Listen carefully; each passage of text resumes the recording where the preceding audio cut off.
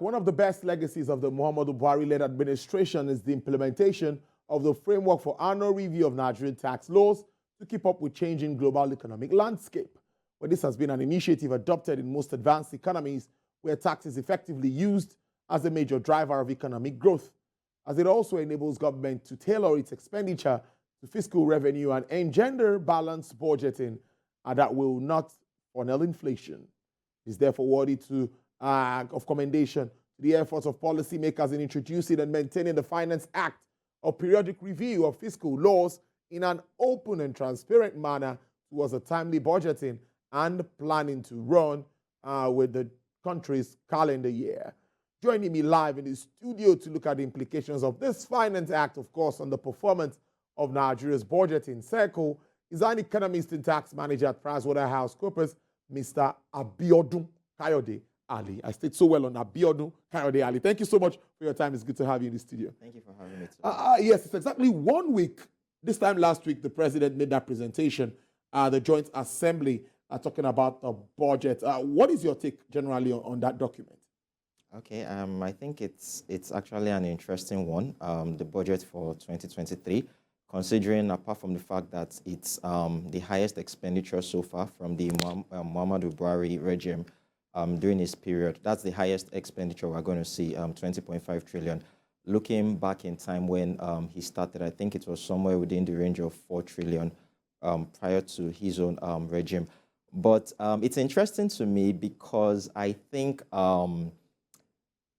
the revenue that is needed to support that particular expenditure is unfortunately not the highest, right? Because if you even look at that for the previous year, I think what we had as the proposed revenue or the expected revenue was something around the range of 10 trillion for 2022.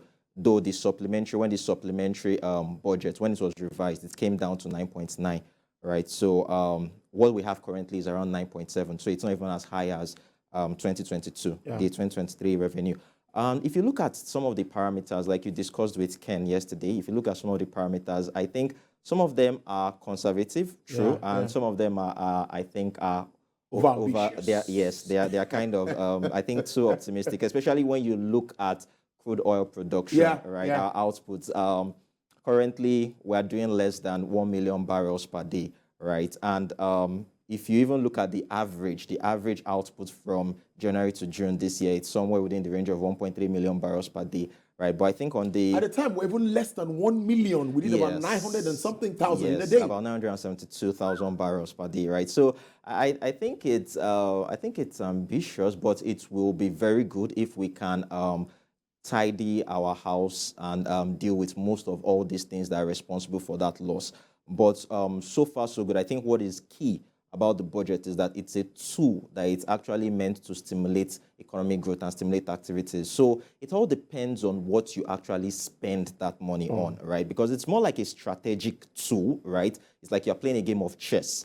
What are you spending those amount of money on? Depending on how well you spend that money, that then determines by how much the economy will expand and how much you'll even be able to generate in terms of revenue. Right, and one key thing I must mention that was also interesting for me in that budget was, if you look at the deficit, right? So looking at the revenue of 9.7 trillion and an expenditure of 20.5, I mean, the deficit went to 10 trillion, right? You know, the interesting thing you're going to ask yourself, considering that our revenues, our crude oil revenues, in terms of output is on the decline, the next thing you ask yourself is, how are we going to finance it, right? Even though they've stated that about 8.8 trillion is going to be financed by borrowing. Then you have some amounts that will be financed by privatization, right? You then want to ask yourself, looking at the high cost of borrowing in this present time, this present environment, right? What is the next thing that the government will want to fall on? It's going to be taxes, right? Even though a lot of people don't like hearing that word, but it seems like that's the next thing that is going to fall on. So we just have to just wait and see how it goes. There's a lot of talk about the finance bill, of course. Let's talk about it, and it will accompany the budget as usual. I think President Buhari has been doing that 2-3 years now, I think. Yes, I think you know, very interesting. But what's more about this bill and what are the objectives? Okay, so simply, like you rightly said, the current administration, they've done well in terms of passing that Finance Act for the previous 3 years. I think they had the first one, Finance Act 2019. Yeah. That was released in 2020. So 3 have actually gone. So basically the objectives, right, firstly is to address counter-cyclical measures, policy measures, right? So you look at situations by counter-cyclical, you look at policies that you have to introduce at times when the economy is taking a kind of negative cycle, right? We've had periods of recession, right? So you simply have to come in with policy measures that will boost economic activities during such period.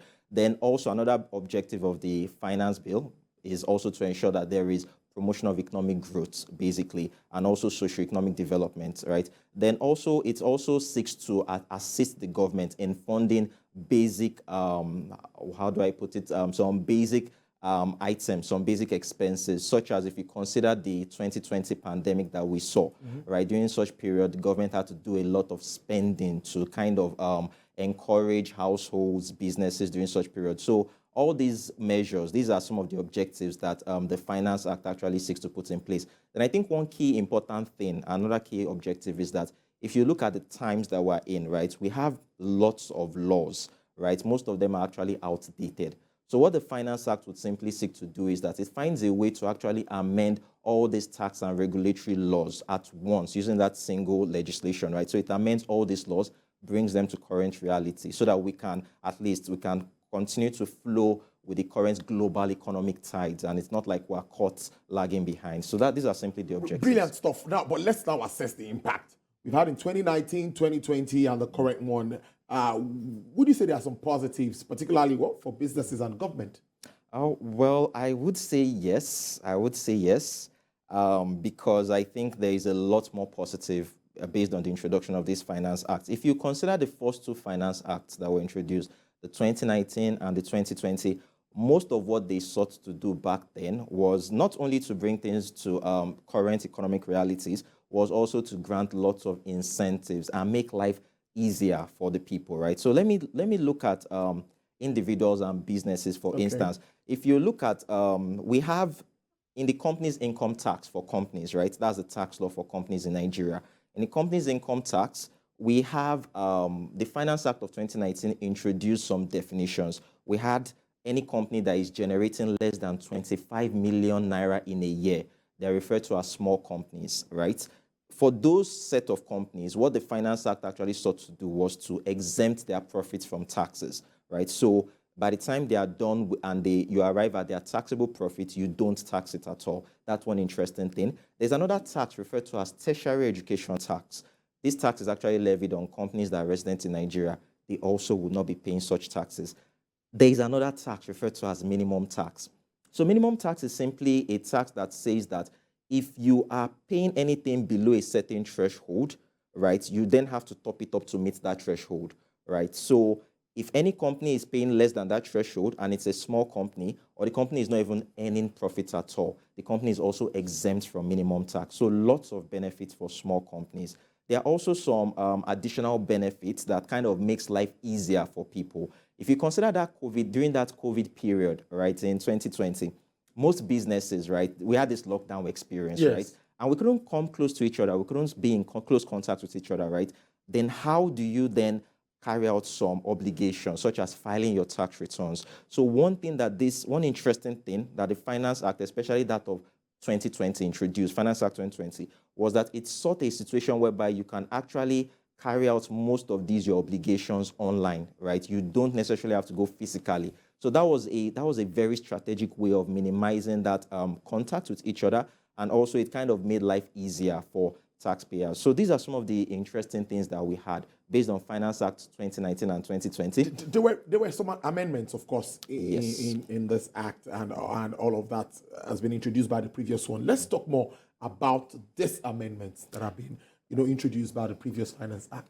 Okay, so I think one key amendment which everyone remembered, based on the first Finance Act of 2019 that came out, was the increase in VAT rate. Yeah, from 5% to 7.5%. Well, yes, that was a revenue generating strategy, right? But one other interesting thing that happened was that, I talked about small companies earlier. One other interesting thing that happened was that there was this ease of administration for small companies, right? So small companies, were exempt from penalty of filing returns, right? So it's not necessary for you to file your VAT returns during such period. So what was simply required was that if you were dealing with another company, right, that company would rather do what is called a self-charge. That company will carry on that responsibility. The medium-sized companies, the large companies, they will carry on that responsibility of filing on your behalf, right? So you didn't have to file tax returns. That's one thing that was done. Then also, there was another interesting thing that was done. Now, this interesting thing has to do with the Personal Income Tax Act. So the Personal Income Tax Act is a legislation that has to do with individuals, enterprises, or unincorporated bodies, not necessarily the incorporated bodies like companies, right? So one interesting thing that it sought to do is that for individuals who are earning less than the minimum wage, right, that's 30,000 naira, you don't have to pay taxes, right? So these are some of the interesting things. Then there were also additional things. So for the exemption, we had exemption from VAT on services such as airline services, right? If you're going to fly a commercial plane, right, on your tickets, you wouldn't say VAT any longer. So these are some of the introductions to make life easier. Lots of changes on different laws, such as the Companies Income Tax Act, the Stamp Duty Act, you have the Industrial Income Tax Relief Act, and so many tax and regulatory laws. So many. But now, we talked earlier about what's happening in Niger Delta, our oil being stolen, that's crude, and affecting our revenue base. So basically, do you see the finance bill addressing Nigeria's revenue challenge? Well, to a large extent, and because the finance bill is always passed alongside the budget, right? And to be quite honest with you, the finance bill is going to be modified in such a way that it can address issues that you see in the budget. And one key issue, like we said, is the huge deficits, right? This is quite high, 10.8 trillion, right? So do I see it addressing the revenue challenges? I think to a reasonable extent, I would be expecting to see some of those things, right? So I'll give you an instance. The current Finance Act that is running, the Finance Act 2021, there were some additional, there were some there were some amendments that were made to some laws to ensure that the federal government actually generates more revenue. So a very good example is a science and technology levy, right, called the NASENI levy, right? Even though it was enforced before now, the Finance Act 2021 now made it mandatory that the tax authorities, the Federal Inland Revenue Service, begins to collect such money, right? It's made that mandatory. Then apart from that, there was also this amendment that was made by Finance Act 2020 that gave the president the powers to be able to bring on excise duties on telecom services, right? And we've seen that with the passage of a fiscal policy measures for 2022, there is now this introduction of excise duties on telecommunication services. So to a reasonable extent, it can help to plug in can help to close that gap in the deficits, right, in terms of revenue generation. So yes, I do believe it can help to a reasonable extent, but probably not to the extent of helping us in terms of covering for that loss of output in terms of oil that we are seeing. But I think one key thing that is very important that we must state that even in the midst of all this, it's important that there is a careful analysis that is being done, such that as you even increase as you increase the taxes, you are not in any way negatively impacting the businesses. Because if you think about it, the purpose of the businesses being here is to not just make profit, but also to increase employment, reduce unemployment, to promote growth, right? To encourage monies in the pocket of individuals, and to encourage money, and also to provide money in terms of taxes to government. So all these things must be studied and analyzed carefully, so that it's not like we're actually, what we want to solve, we're actually putting ourselves in a deeper mess. So it's very important we look at these things. Can this also help in our tax to GDP ratio, which we've been talking about? It's been hovering between 6%, not too good for a country like Nigeria when you look at some other African countries that are not even up to us when it comes to population.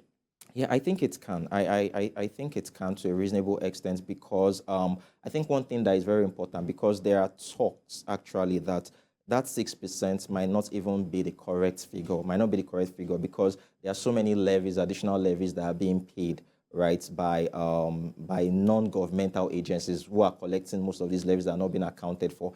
I'm sure you must have heard at some point in time that even, how do I call them, the road union transport workers, right, collecting a lot of money from bus drivers, and the amount I was hearing was huge and humongous, right? So if it's possible for the government to kind of synchronize all this revenue, harmonize, exactly, you've gotten the word. I get that Bring point. together all these revenue agencies and we can account for them in Yes. such a way that it helps. Then I think one key thing that the Finance Act, which I failed to mention previously, is also doing is that if you consider that a lot of developing economies, especially given the impact of the pandemic, are seeking for revenue urgently, right? One interesting thing that the Finance Act is doing and has tried to do in the past is to ensure that Nigeria is also able to get revenue from non-resident companies. I'm sure you must have read about the digital economy, right? About most businesses who don't have a physical presence in Nigeria, but yet all the same, they are generating so much money, right? So the Finance Act has actually helped to ensure that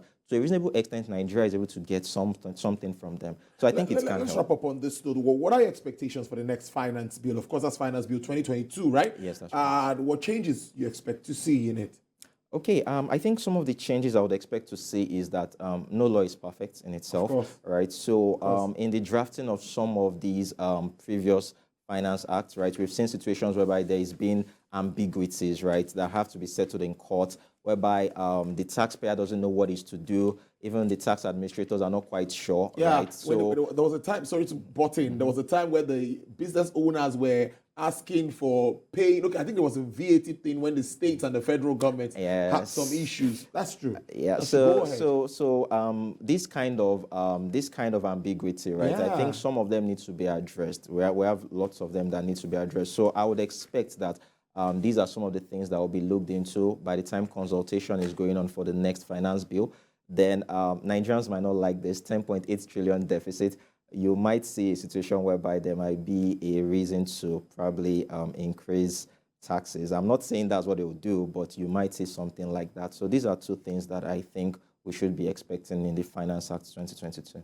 What brilliant conversation as usual. Well, I've been speaking to an economist. He's also a tax manager with Pricewaterhouse Coopers. So, of course, he's breaking it down for us, letting us understand that it's very likely because truly government must make money one way or the other to fund this budget. Thank you so much, Mr. Abiodun Kayode-Alli, and do enjoy your weekend. Thank you, Tony.